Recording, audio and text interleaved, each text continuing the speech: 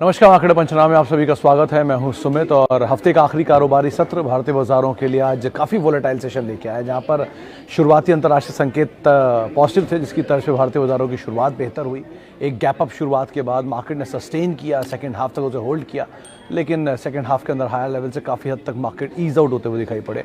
और जो बिकवाली सेकंड हाफ के अंदर मार्केट में प्रिवेल हुई, उसमें कुछ हद तक जो फ्रंट लाइन स्टॉक्स थे वो बैकफुट पे गए, और जो पीएसयू बैंक्स थे या बैंकिंग स्पेस के शेयर थे वो बिकवाली के साथ कामकाज करते हुए दिखाई पड़े, तो उसका एक इम्पैक्ट भी मार्केट्स में देखने को मिला। लेकिन फर्स्ट हाफ में एक बढ़िया तेज़ी थी आईटी स्पेस में।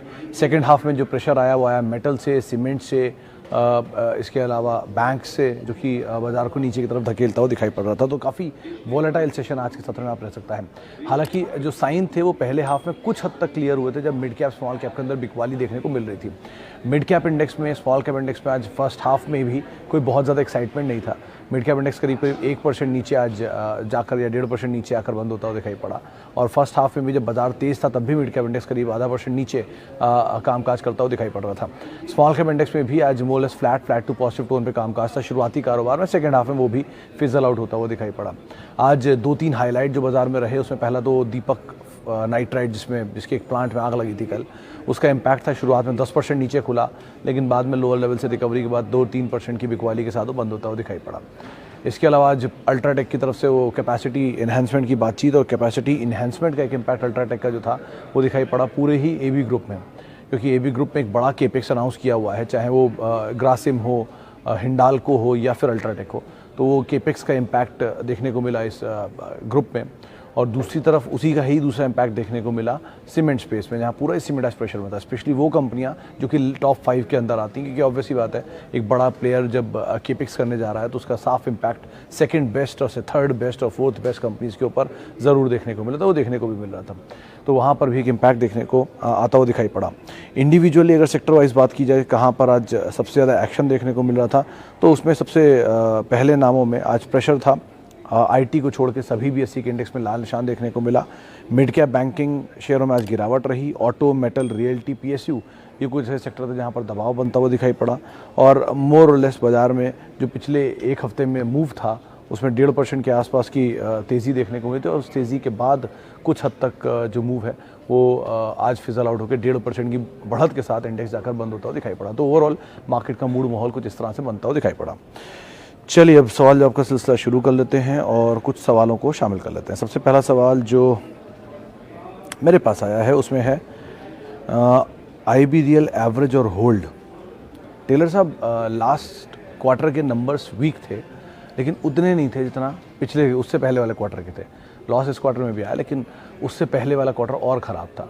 ये क्वार्टर के नंबर उतने ख़राब नहीं थे सिक्वेंशियल बेसिस पर, पहली चीज़।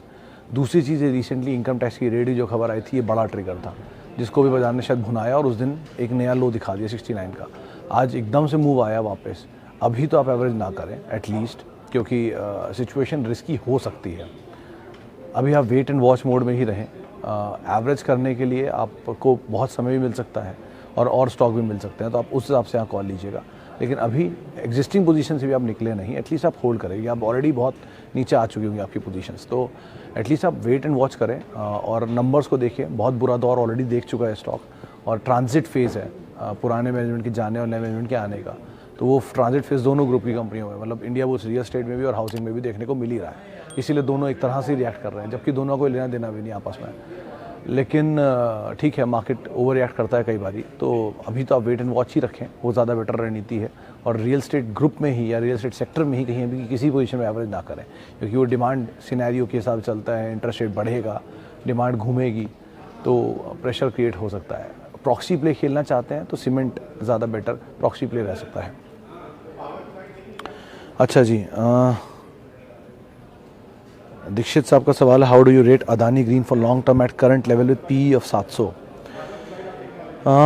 दीक्षित साहब, 700 की कैपेसिटी या 700 के मल्टीपल पर कोई स्टॉक ट्रेड कर रहा है, तो उसमें बहुत कुछ कहने के लिए है नहीं मेरे पास वैसे भी, तो आप उसके हिसाब से यहाँ पर कॉल ले सकते हैं। अदरवाइज़ दूसरी चीज़, यहाँ पर इस इंडिविजुअल कंपनी के केस में बियॉन्ड ग्रेविटी चल रहे हैं, तो यहाँ पर ये नहीं कहा जा सकता। गिवन अ चॉइस तो आप ये मान सकते हैं कि 7000 स्टॉक हैं, एक को छोड़ भी देंगे तो 6999 बचते हैं, उनमें आप जा सकते हैं। आपके पास नीचे का पड़ा है तो आप तेज़ी का मज़ा ले सकते हैं तब तक जब तक आपको लगे कि तेज़ी बर्स्ट आउट नहीं होगी। एक चीज़ ही है, या तो ईपीएस बढ़े प्रॉफिट के थ्रू जिसको बाज़ार सब्सटेंशियली सपोर्ट करे, या ईपीएस ना बढ़े, शेयर का भाव नीचे आ जाए तो भी अपने आप एडजस्ट हो जाएगा, तब बाज़ार उसको एक एक्सपेक्टेशन में मीट कर जाएगा। तो ये दोनों सिनेरियो में से क्या होता है वो डिपेंड करता है। अभी बाज़ार बुलिश है कि उसकी ईपीएस बढ़ेगी, लेकिन अगर ऐसा नहीं हुआ और भाव नीचे आया तो शायद उसका एक इम्पैक्ट देखने को मिल सकता है। तो इस दोनों के हिसाब से आप यहाँ पर कॉल लेके चलेंगे, लेकिन फिर भी अवॉइड ज़्यादा बेटर रणनीति रहेगी। आप सिर्फ मोमेंटम और किसी भी उस ग्रुप से अवॉइड करें सिचुएशन जहाँ पर किसी एक सेंट्रिक मूव आता हुआ दिखाई पड़ता है या एक तरफा एक जल्दी मूव आता है, तो उसको आप अवॉइड ही करें, ज़्यादा बेटर है। अच्छा जी, IT, finance, paint and chemical, apart from these sectors which can one make money in long term? IT, finance, paint, liquor, इसको आप देख सकते हैं क्योंकि आपने इसमें से वो नहीं शामिल किया। आईटी, फाइनेंस, पेंट, केमिकल में सीमेंट, लिकर, इनमें अच्छे अच्छे नाम हैं जिनको आप ज़रूर तलाश सकते हैं। इवन मतलब अवॉइड करिए वो कंपनी जिनके बेस बड़े हैं, इक्विटी बेस। अवॉइड करिए वो कंपनी जिनकी प्रॉफिटेबिलिटी ग्रोथ सस्टेनेबल है या ऑलमोस्ट सपाट है। फार्मा एक बहुत अच्छा सेक्टर बन सकता है, इंश्योरेंस एक बहुत अच्छा सेक्टर बन सकता है जहाँ पर ग्रोथ आ सकती है कंसीडरिंग जो आपका फूड हैबिट्स हैं या हेल्थ हैबिट्स हैं उसके हिसाब से। तो यह हॉस्पिटल में अच्छा पैसा बन सकता है। डिपेंड करता है सर किस पिक्चर में आप जाना चाह रहे हैं, किस परिवेश में आप पोजीशन लेना चाह रहे हैं, लेकिन अलग अलग सेक्टर की अलग अलग ग्रोथ स्टोरीज और अलग अलग समय पर वो प्ले करेंगी। तो आप उनमें से कोई भी पिक एंड चूज़ कर सकते हैं, जैसा आप व्यू पॉइंट लेके चल सकते हैं over a period of time. अच्छा सर, हीरो मोटोकॉर्प में अब कैसी चाल रहेगी? सुमित साहब, ये कल भी शायद आपसे बात हुई थी, तो भी मैं यही बोला था कि अभी तो आपको वेट ही करना पड़ेगा क्योंकि क्वालिटी को लेकर कंसर्न नहीं है एज ऑफ नाउ, बस वो प्राइस को लेकर इशू आ रहे हैं और प्राइस के साथ साथ इनके सेक्टर सिनेरियो को लेकर इशू आ रहे हैं। तो अगर वो कुछ ईज आउट कर लेगा तो प्राइस रिएक्ट करेगा, अगर नहीं कर पाया तो प्राइस इसी भाव के आसपास आपको फिर मौका देगा निकलने का। तो बहुत कुछ इसमें है नहीं शायद खोने के लिए, तो एटलीस्ट अभी तो आप बने ही रहिए और बहुत बड़ी क्वांटिटी भी नहीं है, तो और नया एवरेज ना करें, पुरानी क्वांटिटी को होल्ड करें और सिचुएशन सिनेरियो पर पूरी नज़र रखें, वो ज़्यादा बेटर रणनीति रहेगी। और बार बार भाव देखने से एक ही चीज़ बढ़ती है, स्ट्रेस, भाव नहीं बढ़ता है, तो आप उस हिसाब से हमें कॉल लीजिएगा। अच्छा जी, अल्ट्राटेक, मुझे उम्मीद थी आज ये सवाल आना चाहिए था। सरोज साहब का सवाल आया है। सरोज साहब देखिए, अल्ट्राटेक के केस में उन्होंने नई कैपेसिटी ऐड की है, 120 मिलियन टन की कैपेसिटी उनकी एग्जिस्टिंग कैपेसिटी है और उसको ले आके वो 157 मिलियन टन लेकर जा रहे हैं FY25 तक आते हैं अगले 3 साल में। FY25 तक अगर वो 30 मिलियन टन की कैपेसिटी ऐड कर रहे हैं, यानी कि अपने अंदर ही वो एक छोटा अंबुजा और ने ऐड कर देंगे। अंबुजा की कैपेसिटी 33 मिलियन टन के आसपास की है। इस तरह का लार्ज स्केल अल्ट्राटेक के पास है, तो ये पार्ट तो एक सबसे अच्छी चीज़ है उस कंपनी के लिए। और दूसरा डोमिनेंट है अपने सेक्टर में। इशू कहाँ आ रहा है? इशू ये आ रहा है कि ये बड़ा केपेक्स जो करने जा रहे हैं वो इंटरनल अक्रूवल से करेंगे, यानी कि जो भी कैश फ्लो जनरेट करेंगे इस पूरे अपने बिजनेस से, वो कैश फ्लो को वापस रीफ्लो कर देंगे अपनी नई कैपेसिटी एडिशन में। तो कंपनी मान के चल रही कि जो कैश फ्लो आ नहीं रहा, तो कैश फ्लो जब नहीं होगा तो गोइंग फॉरवर्ड बाकी केपेक्स या बाकी एक्विजिशन अपॉर्चुनिटी अगले 3 साल के लिए मिस हो जाएगी, स्टेबल स्टैग्नेंट बिजनेस हो जाएगा। तो बाजार ने इस पर रिएक्ट किया आज, ये थोड़ा सा रिएक्शन रहेगा 1-2 दिन या शायद 1-आध हफ्ता भी। उसके बाद धीरे धीरे और कैपेसिटी ऐड शुरू करेंगे। अब जब कैपेसिटी ऐड हो जाएगी वापस, तब अल्ट्राटेक होगी 157 मिलियन टन की कैपेसिटी की कंपनी, जो कि देश की सबसे बड़ी कंपनी है और 2 बड़ी कंपनियों के मर्जर के बावजूद भी उससे 3 गुना बड़ी होगी। तो उस समय इसका साइज़ स्ट्रक्चर कुछ और ही होगा, लेकिन वो फेज़ बीच का जो है वो थोड़ा पेनफुल हो सकता है। तो अगर आप SIP में चल रहे हैं तो कोई दिक्कत नहीं है आपको, लेकिन अगर आप आउट राइटली लेके बैठे हैं तो आप शायद भाव देखकर थोड़ा पैनिक में आ सकते हैं। इसीलिए कहता हूँ SIP लीजिए, कुछ सालों के लिए लेकर डाल दीजिए, अपने आप धीरे धीरे करके भाव एडजस्ट कर देगा वो। लेकिन कंपनी की क्वालिटी को लेकर एक दिन के फॉल में कोई सवाल नहीं उठा है। अभी भी वो करीब 13,000 करोड़ रुपए का एक केपेक्स कर रही है। जितनी हाल फिलहाल की बड़ी लिस्टेड कंपनियाँ हैं उनकी उतनी मार्केट कैप है जितना वो केपेक्स कर रही है। तो अंदाज़ा आप खुद ही लगा लीजिए, पूरे ग्रुप की मार्केट कैप या पूरे ग्रुप का केपेक्स 85,000 करोड़ रुपए के आसपास का है। अदानी विल्मर के केस में परवेज साहब, वो जो ग्रीन के जब टिप्पणी हुई थी कि क्या करा जाए, ये भी नंबर से बियॉन्ड है। लेकिन हाँ, ये बात सही है कि बाकी कंपनियों के कंपैरिजन में एटलीस्ट इसकी परफॉर्मेंस नंबर वाइज थोड़ी बेटर है, और नए नए प्रोडक्ट ऐड हो रहे हैं, नए नए जो इन्होंने राइस मिल ख़रीद लिया, FMCG बिज़नेस खरीदने शुरू कर दिए हैं, वो सब आ रहे हैं इनके बिज़नेस में, तो उतना बुरा हाल नहीं है। नियर टर्म में ऊपर नीचे ज़रूर होगा, कि ऑब्वियसली बात है ASM4 में पड़ा हुआ है, टी कैटेगरी के अंदर का स्टॉक है, तो उस तरह से इसकी वॉलेटिलिटी को कर्टेल कर देंगे लोग, मतलब इससे एक्सट्रीम वॉलेटिलिटी रहेगी, या तो अपर सर्किट या लोअर सर्किट। लेकिन अदरवाइज़ आप गुड टू होल्ड है, ऐसा कुछ बुरा नहीं है। नीचे के दाम पे मिल जाए तो ज़्यादा बेटर सिचुएशन है, इसका बहुत बड़ा क्राइटेरिया, बहुत बड़ी एज बाकी है मूव के लिए, अभी तो शुरू ही हुआ है, 2022 की तो लिस्टिंग ही है, तो आप एटलीस्ट अभी टाइम दे सकते हैं। थोड़ा कूल ऑफ हो रहा है, वीक हैंड्स निकलेंगे तो उसके बाद शायद चल सकता है। तो अभी ब्रोकरेज हाउसेस के जो टारगेट तो 1000 रुपये के आसपास के हैं, उसके हिसाब से आप कॉल ले सकते हैं। Okay, how important is to evaluate a stock on basis of PE for long term? Most important और कैन बी नेग्लेक्टेड। अनिल साहब, अगर आप लॉन्ग टर्म कोई भी कंपनी को देख रहे हैं तो सिर्फ 2-3 चीज़ें पहले देखेंगे आप, मतलब मैक्रो से माइक्रो में जाएंगे। तो मैक्रो में अगर आप जाते हैं तो ऑब्वियसली सबसे पहले चीज़ आती है कंपनी का कारोबार, जिसमें उसका धंधा क्या है, प्रोडक्ट क्या है, सेक्टर क्या है, और सबसे इंपॉर्टेंट मैनेजमेंट क्या है। टाटा ग्रुप की कंपनी और किसी और ग्रुप की कंपनी में अंतर आपको अपने आप ही समझ में आ जाएगा, सुनते समझ में आ जाएगा। तो वो तो आप उस हिसाब से इवैल्यूएट करिए। अगर आपको पता है कि टाइटन है टाटा ई ग्रुप के सामने PC ज्वेलर है, तो आपको कुछ बोलने सोचने समझने की ज़रूरत नहीं, अपने आप ही आप समझ रहे होंगे। दूसरी तरफ आता है बिज़नेस, ऑन गोइंग बिज़नेस है, जैसे कि FMCG, जैसे कि हॉस्पिटल, जैसे कि फार्मा, जैसे कि लिकर, सीमेंट, इनकी ऑन गोइंग डिमांड रहती है, थोड़ी बढ़ती घटती रहेगी लेकिन डिमांड रहेगी। Auto, IT, metal. लेकिन सीजनल है, जैसे कि मेटल हुआ, शुगर हुआ, ये ऑन गोइंग डिमांड पे भी रहते हैं, लेकिन इनकी सप्लाईज एंड डिमांड्स ऊपर नीचे श्रिंक करते हैं। एक होते हैं कंसिस्टेंट डिमांड वाले, इसमें फार्मा और लिकर और FMCG आता है या IT आता है, तो इनकी स्पेंडिंग थोड़ी बहुत ही घटती है, लेकिन बहुत बड़ा फ़र्क नहीं आता। फिर आपको सेक्टर आपने इवेलुएट कर लिया, फिर आप और नीचे आइए, कंपनी की कैश फ्लो सिचुएशन देखिए, कितना अच्छा कैश जनरेट करती है, कितना बिजनेस में रीफ्लो करती है, क्या केपेक्स है, क्या बड़ा साइज़ है। फिर आप और नीचे आइए, और सबसे इंपॉर्टेंट पार्ट जिसको मैं मानता हूँ वो है इक्विटी साइज़, कि कंपनी का इक्विटी साइज़ कितना बड़ा है, क्योंकि इक्विटी साइज़ से बहुत कुछ डिपेंड करता है। वोडाफोन का इक्विटी साइज़ 3200 करोड़ का है, जो मैंने अभी पढ़ा थोड़ी देर पहले, और MRF का इक्विटी साइज़ 42 लाख का है, यानी कि उसके 42 लाख शेयर टोटल मार्केट में, उसके 3250 करोड़ शेयर बाजार में है। इंडिया की आबादी 140 करोड़ है, उसका 22-25 गुना वोडाफोन की इक्विटी का साइज़ है। तो वो कितना भी प्रॉफिट कमा ले, उनको लॉस ही दिखेगा। तो इसीलिए वोडाफोन आज 28,000 करोड़ का लॉस है, फिर भी -10 EPS है उसकी।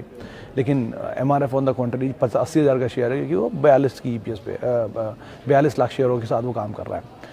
लेकिन अंतर क्या कि F&O में है, MRF इसलिए चल नहीं पा रहा है, वो बात अलग है। तो इक्विटी साइज़ बहुत इंपॉर्टेंट होता है। फिर इनके बीच में आप PE को भी देख सकते हैं कि ये अभी सस्ता है कि अभी महंगा है। Over a period of time अगर आप क्वालिटी लेते हैं तो उसमें प्राइस इंपॉर्टेंट नहीं होता, कि वो SIP में अपने आप प्राइस एडजस्ट कर लेता है। लेकिन अगर आप शॉर्ट टर्म, मीडियम टर्म खेलना चाह रहे हैं तो PE बहुत इंपॉर्टेंट होता है, वो भी जब बाज़ार बहुत बुरी दौर दिखा रहा होता है तब। तो इन चीज़ों को आप एक मोटा मोटा बाइबल के तौर पर देख सकते हैं। अच्छा, L&T take versus L&T infotech, कौन सी कंपनी बेस्ट है पोर्टफोलियो के लिए अगर आज बाय करना हो तो? राकेश सर, अगर आज बाय करना हो, अभी तो वैसे बाज़ार बंद हो गया, अब आप मंडे करेंगे, तो आप सबसे पहले तो एक लीडर लेंगे कोई भी, वो TCS, इन्फी, HCL टेक और विप्रो, ये 5 लीडर हैं, जिनमें 2 सबसे बड़े लीडर हैं TCS, इन्फो, तो इनको तो एक रखेंगे ही, क्योंकि लीडर के साथ ही आप एक सब्सिडरी भी उसको उठाएंगे ना। और फिर अगर आप मिड कैप में जाना चाहेंगे तो आपके सामने चॉइस इन दोनों में से L&T टेक और इन्फोटेक में से L&T टेक नियर टर्म के लिए है, L&T इन्फोटेक लॉन्ग टर्म के लिए है। L&T इन्फोटेक और माइंडट्री का मर्जर होगा तो एक नया एसेट बनेगा, एक बड़ा एसेट बनेगा। वो एसेट की अभी प्रोसेस बहुत लंबी होगी, मर्जर होना, इंटीग्रेशन होना, कारोबार होना, 1-8 साल निकल जाएगा उसमें, तब तक का प्रोसेस थोड़ा सा पेनफुल हो सकता है तो आपको दिक्कत दे भाव में। इसलिए आपको मैं लॉन्ग टर्म के लिए उसका नाम सजेस्ट कर रहा हूँ। लेकिन मीडियम टर्म में L&T टेक रहेगा, कि उसमें वो सब तरह के कोई कॉम्प्लिकेशन नहीं है। कंपनी वाइज ऑब्वियसली दोनों पेरेंट एक ही हैं, L&T टेक भी और L&T इन्फोटेक भी। बिजनेस वाइज L&T इन्फोटेक और माइंडट्री का बिजनेस सिमिलर था, इसलिए इनको मर्ज किया जा रहा है। आगे चल के अगर एक अलग IT यूनिट बनेगी तो L&T टेक और L&T इन्फोटेक का भी मर्ज कर सकते हैं। लेकिन as of now size wise अगर आप प्ले करना चाह रहे हैं कि कोई मिड कैप लार्ज कैप बन जाए, तो वो L&T इन्फोटेक ही रहेगी, जो मिड कैप से माइंडट्री मिलेगा और लार्ज कैप बन जाएगी। लेकिन अगर एक अलग इंडिविजुअल एंटिटी को आप 1-8 साल के लिए प्ले करना चाह रहे हैं तो L&T टेक को आप देख सकते हैं। लेकिन तीनों में ही कंपनी क्वालिटी में कोई अंतर नहीं आएगा, तीनों की क्वालिटी अच्छी है, तीनों में से कोई भी देख सकते हैं। ओके, पीएनबी एंड सेल में एवरेज करें क्या? सिद्धार्थ साहब, एक जो भी मैं इक्विटी साइज़ की बात कर रहा था ना, उसमें अभी एक लिस्ट पे ट्वीट भी कर दूंगा थोड़ी देर में, आप देख लीजिएगा। उसमें शायद 7वें नंबर पे देश की सबसे बड़ी इक्विटी पीएनबी की है।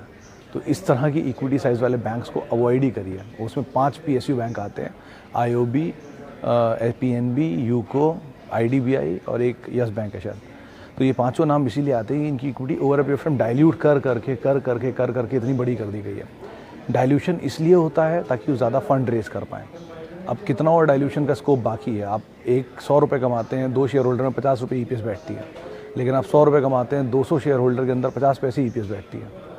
तो अंतर आपको खुद ही समझ में आ जाएगा कौन कितना महंगा, कौन कितना सस्ता। और भाव दोनों का अगर 200 रुपये भी रख देंगे तो पी अपने आप आपको क्लियर हो जाएगी दोनों की। तो इस मोटे मोटे एग्जाम्पल से आप आइडिया लगा लीजिए क्यों एवरेज नहीं करना है, एटलीस्ट इन दोनों में।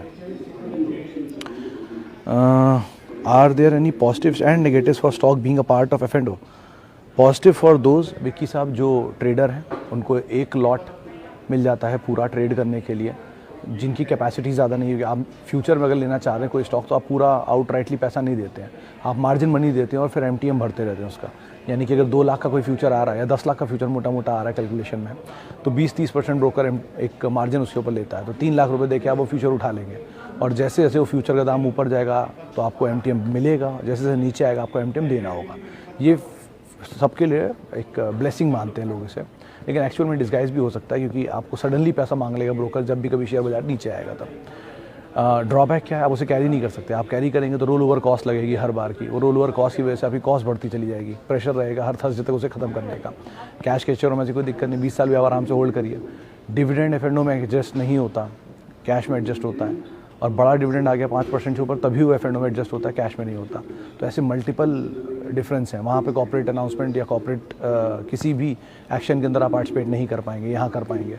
तो हमेशा के लिए बेटर यही है कि आप कैश में रहिए अगर आप ट्रेडर नहीं हैं तो। शॉर्टिंग सिर्फ एफ&ओ में पॉसिबल है, कैश में नहीं है, और अगर है भी तो इंट्राडे के लिए है।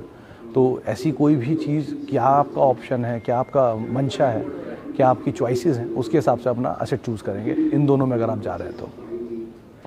ओके, सीजी पावर, अमर राजा बैटरी, सीजी पावर होल्ड, नीचे और ऐड, अमर राजा बैटरी भी होल्ड।